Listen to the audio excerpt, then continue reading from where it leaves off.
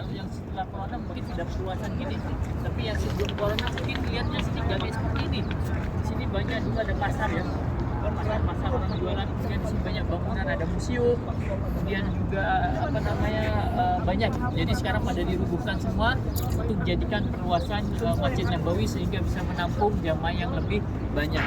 Saya berusaha rahmati Allah. Pertama akan anda bahas ya berkaitan dengan Sakifah Bani Saidah ini. Sebelumnya mungkin agar kita mengetahui dulu ya apa sih arti atau makna dari Sakifah Bani Saidah ini. Sebelumnya arti dari Sakifah Bani Saidah, Sakifah dalam bahasa Indonesia itu artinya seperti saung atau tempat tinggal atau rumah juga bisa, atau gazebo.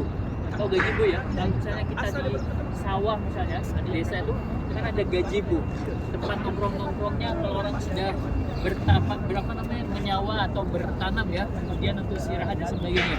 Intinya Sakifah itu adalah tempat tinggal atau tempat nongkrong gazebo dan semisalnya. Kemudian Bani Saidah.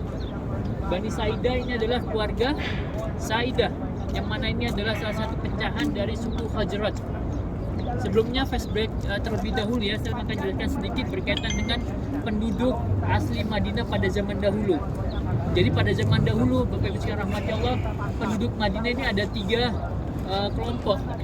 Yang pertama adalah kelompok Al-Amalikah, yang mana pada keturunan kelompok tersebut ada seseorang namanya Yathrib, yang mana dia awal orang yang membuat peradaban di kota Madinah ini, sehingga kota Madinah pada saat itu dinisbatkan kepada namanya Yathrib, yang kita tahu bahwasanya sebelum Nabi SAW datang, kota Madinah disebut dengan apa? Yathrib. Mungkin pernah dengar ya, kota Yathrib. Yathrib siapa? Ya ini Madinah. Jadi kota Madinah ini nama awalnya adalah kota Yathrib. Karena tatkala Nabi SAW datang, maka Nabi merubah nama tersebut. Mengapa? Karena Yathrib itu artinya suatu hal yang buruk. Maka Nabi tidak ingin kotanya dinamakan dengan nama yang buruk.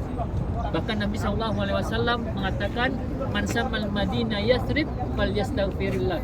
Barang siapa yang menamakan Madinah ini dengan nama aslinya Yathrib, maka hendaknya apa? Beristighfar kepada Allah. Karena ini suatu hal yang tidak disenangi oleh Nabi SAW. Kemudian Bapak bisa rahmati Allah, pertama Al-Amalikah. Yang kedua adalah Al-Aus dan Al-Khazraj. Nah, si Saidah ini, Bani Saidah ini adalah salah satu pecahan dari suku Khazraj. Yang mana suku Aus dan Khazraj ini awalnya mereka dari mana? Dari suku Al-Qahtan, yaitu dari daerah mana? Yaman. Jadi dari daerah Yaman. Maka tatkala runtuhnya bendungan Ma'rib, mereka berhijrah ke arah Madinah serta membangun kehidupan di Madinah ini, kurang lebih pada abad ketiga Masehi.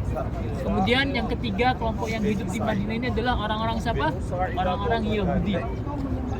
Maka pada tahun 500 sebelum Masehi, kurang lebih, orang-orang Yahudi ini yang dahulunya tinggal di Palestina, mereka diusir, dibunuh, serta diincar oleh orang-orang siapa? Al-Bukhtansor. Kemudian mereka hijrah, mereka kabur dari Palestina dan sampai di Madinah, sehingga mereka hidup di kota Madinah ini.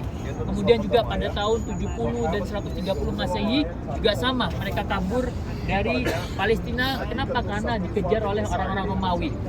Maka singkat cerita, orang-orang Yahudi ini sekarang pada zaman dahulu dari Palestina mereka hijrah ke Madinah untuk apa? Untuk hidup di kota ini. Jadi 3 kelompok tersebutlah yang dahulu menempati kota Madinah ini. Tapi yang Yahudi ini semuanya nanti diusir.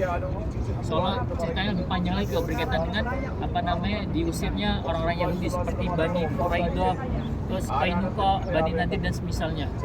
Oke, Bapak Ibu rahmati Allah, yang kita bahas adalah berkaitan dengan Bani Saidah, yaitu Al-Khazraj. Jadi kalau ditanya Bani Saidah ini dari mana? Dia dari suku Khazraj, yang mana Khazraj ini asalnya dari suku Al-Qahtan dari kota Yaman. Oke, Bapak Ibu rahmati Allah, jadi Sakifah Bani Saidah adalah tempat kumpulnya atau tempat tinggalnya orang-orang Bani Saidah atau keluarga Saidah, dan tempat ini tempat dijadikannya kumpulnya orang-orang Ansor kalau mereka bermusyawarah, yang mana dipimpin oleh Sa'ad bin Ubadah. Maka sekarang saya akan, insya Allah paham ya sudah pengertiannya ya. Sekarang saya akan bahas sedikit berkaitan dengan sejarah tempat ini, mengapa dijadikan tempat yang bersejarah sampai sekarang dan sekarang ini lagi direnovasi ya. Semoga nanti Bapak Ibu sekalian bisa umroh kembali, bisa melihat hasil dari renovasi Sakifah Bani Sa'id tersebut. Tapi besar rahmati Allah, maka tatkala Nabi SAW wafat, salah satu taufik yang Allah berikan kepada kaum muslimin yaitu apa? Mereka segera mendapatkan khalifah atau pemimpin penerus kepemimpinan kaum muslimin. Maka pada saat itu Bapak Ibu rahmati Allah, tatkala Nabi meninggal, maka orang-orang Ansor mereka berkumpul di tempat di base camp mereka biasa kumpul, yaitu di mana? Sakifah Bani Sa'idah. Mengapa mereka berkumpul? Mereka berkumpul untuk bermusyawarah siapa yang pantas dan berhak untuk menggantikan Nabi SAW sebagai pemimpin kaum muslimin. Dan Bapak Ibu rahmati Allah, orang-orang Ansor ini mereka merasa lebih berhak. Kenapa mereka merasa lebih berhak? Karena mereka orang-orang pribumi. Jadi ada Al-Ansor, ada Muhajir. Kalau Ansor adalah orang-orang pribumi kota Madinah, tapi kaum Muhajir adalah orang-orang yang hijrah dari mana? Dari Mekah menuju Madinah. Salah satunya siapa ya? Rasulullah, Abu Bakar dan sebagainya. Maka mereka Al-Ansor merasa lebih berhak untuk melanjutkan estafet kepemimpinan. Mengapa? Karena mereka orang pribumi Madinah yang mana pemerintahan Islam pertama kali dibangun oleh Nabi di mana sih? Di kota Madinah ini. Maka tatkala Nabi wafat, maka penduduk Madinah ini mereka merasa lebih berhak untuk apa? Melanjutkan estafet kepemimpinan. Kemudian besar rahmati Allah, orang-orang Muhajir mereka juga apa? Melakukan perkumpulan. Di mana mereka berkumpulnya? Di Masjid Nabawi. Jadi orang-orang Muhajir juga melakukan perkumpulan. Apa yang dibahas sama? Membahas siapa yang pantas atau siapa yang berhak untuk menggantikan Nabi SAW sebagai pemimpin kaum muslimin. Singkat cerita, tatkala mereka sedang berkumpul, orang-orang Muhajir seperti Abu Bakar, Umar, Abu Ubaidah bin Jarrah dan sebagainya, maka datanglah kabar kepada mereka bahwasanya orang-orang Ansor ini sedang berkumpul di sana untuk menentukan pemimpin. Maka pada saat itu Abu Bakar, Umar dan Abu Ubaidah radhiyallahu ta'ala anhum mereka langsung bergegas untuk menghampiri saudara-saudara mereka Al-Ansor. Kenapa? Mereka tidak ingin terjadinya fitnah. Takutnya sini sudah menentukan pemimpin, sananya juga sudah menentukan pemimpin. Nanti takutnya ada dua kepemimpinan. Ini takut terjadi fitnah di antara kaum muslimin. Maka itu yang tidak mereka harapkan. Maka mereka langsung segera menyamperin saudara-saudara mereka yang sedang berkumpul di sini, yaitu orang-orang Ansor. Maka datanglah mereka dan terjadilah adu argumen di antara mereka. Sebagian dari orang Muhajir seperti Umar dan sebagainya mengatakan kepada mereka, tahukah engkau bahwasanya Nabi SAW pernah mengatakan bahwasanya pemimpin itu nanti yang meneruskan siapa? Orang-orang Quraisy. La yazalu hadzal amr fi Quraisy, kata Nabi SAW. Tidaklah nanti perkara pemimpinan ini akan berlanjut untuk siapa? Orang-orang Quraisy. Maka mereka juga mendengar, iya saya pernah mendengar hal tersebut yang telah disampaikan oleh Nabi.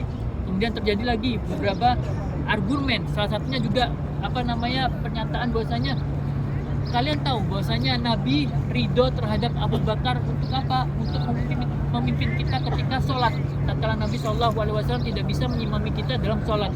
Untuk urusan akhirat aja sholat ini mereka atau Nabi SAW ridho terhadap Abu Bakar. Apalagi cuma urusan dunia ini. Memang kalau kita telusuri Bapak Ibu rahmati Allah, tidak ada dalil secara sharih atau secara jelas dari Nabi SAW yang menyatakan bahwasanya pemimpin setelah adalah Abu Bakar. Gak ada. Tapi ada beberapa kejadian yang kita bisa ambil kesimpulan dan hikmah serta bisa mengambil ibrah bahwasanya Abu Bakar lah radhiyallahu ta'ala yang pantas untuk menggantikan Nabi SAW.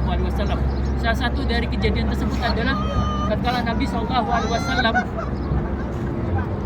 ingin melakukan sholat ya, maka Nabi SAW tatkala setelah berwudu Nabi SAW jatuh pingsan.